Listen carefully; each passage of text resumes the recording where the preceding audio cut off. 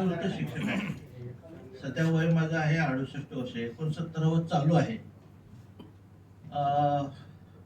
मला शुगर होती, जवळजवळ 15 वर्षे शुगर होती आणि शुगरच्या गोळ्या खायचं आणि पथ्य पाणी पाळायचं एवढंच दिनक्रम चालू होता, व्यायाम करायचा.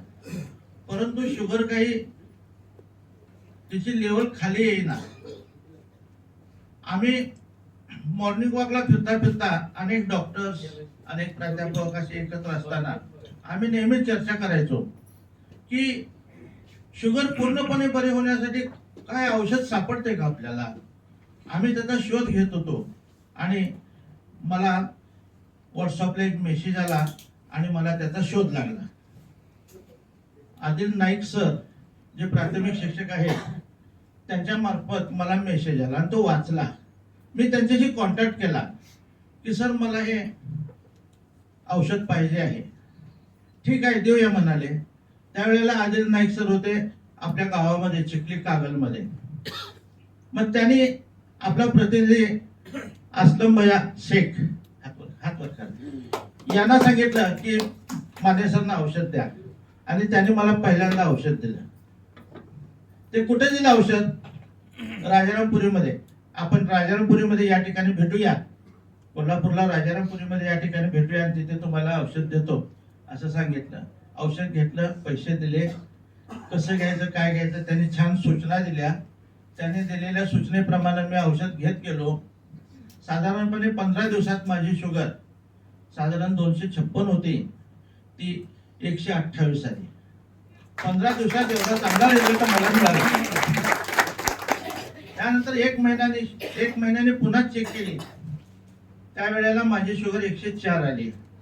मी डोक्याला हात लावला, एवढं चांगलं औषध आहे, सोन्यासारखं औषध आहे आणि हे माझ्यासाठीच पाठवलेलं आहे परमेश्वरानं आणि त्यामुळे आपल्याला हे कंटिन्यू करायला पाहिजे.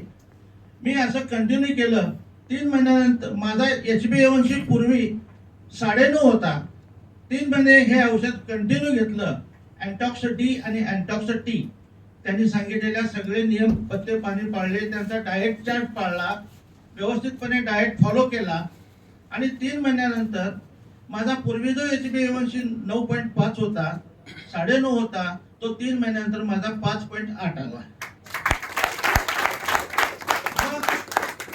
मग मी पुन्हा नाईक सरांना म्हटलं, नाईक सर मी आता काय करू, HbA1c माझा असा आला. मग ते म्हणाले डॉक्टरांकडे जावा, हा रिपोर्ट दाखवा आणि डॉक्टरांचा सल्ला घ्या.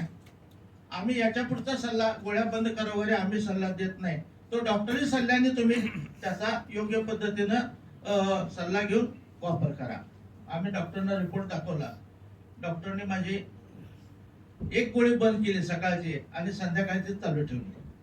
पुन्हा पुढच्या महिन्यात हे औषध कंटिन्यू आहे. पुढच्या महिन्यात पुन्हा चेक केलं, पुन्हा शुगर नॉर्मल आली.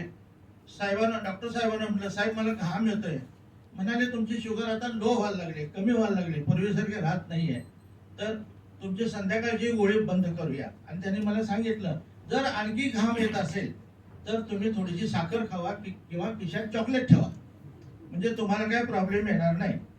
सकाळी आणि संध्याकाळच्या दोन्ही गोळ्या बंद केल्या आणि 4 दिवसानंतर मी एकदम क्लिअर झालो. घाम येत नव्हता, काही येत नव्हता. आता माझ्या गोळ्या बंद आहेत. अँटॉक्स डी आणि अँटॉक्स टी सुद्धा बंद आहे.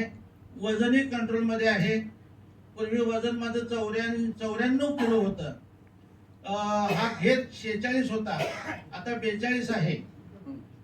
याचा लक्षात घ्या, ज्याचं वजन जास्त असतं, ज्याच्या पोटाचा घेर जास्त असतो, त्याची मसल शुगर कमी येत नाहीये.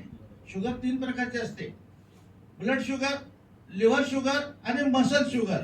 मसल शुगर जर कमी करायची असेल तर आपल्याला डोस वाढवावा लागतो.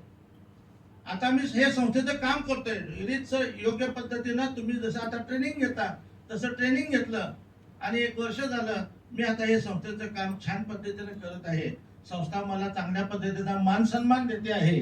मी चांगल्या पद्धतीने काम केल्यामुळे संस्थेनं मला या संस्थेचा एक चांगला पुरस्कार व्यसनमुक्ती मधुमेह मुक्ती दूत हा राज्यस्तरीय पुरस्कार देऊन संस्थेनं मला गौरव दिला.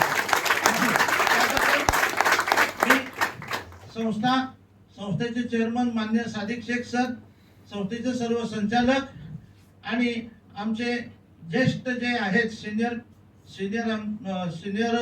डीओ रफिक सय्यद सर यांचा मी मनापासून आभार मानतो.